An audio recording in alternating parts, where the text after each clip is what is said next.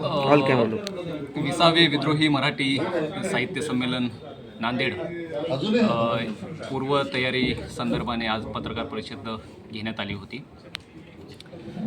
दिनांक 27 फेब्रुवारी, दिनांक 28 फेब्रुवारी आणि दिनांक 1 मार्च 2026 असं 3 दिवसीय विसावे विद्रोही मराठी साहित्य संमेलन नांदेड येथील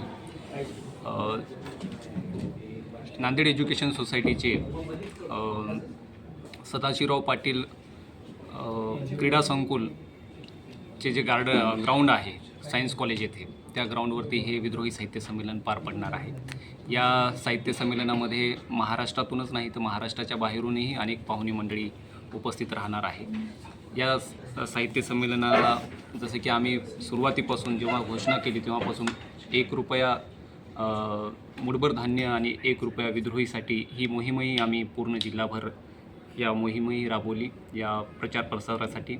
त्यामुळं जवळपास विद्रोही साहित्य संमेलनाची तयारी ही अंतिम टप्प्यात आलेली आहे. महाराष्ट्रातून एक 4,000 ते 5,000 लोक या विद्रोही साहित्य संमेलनामध्ये सहभागी होणार आहेत.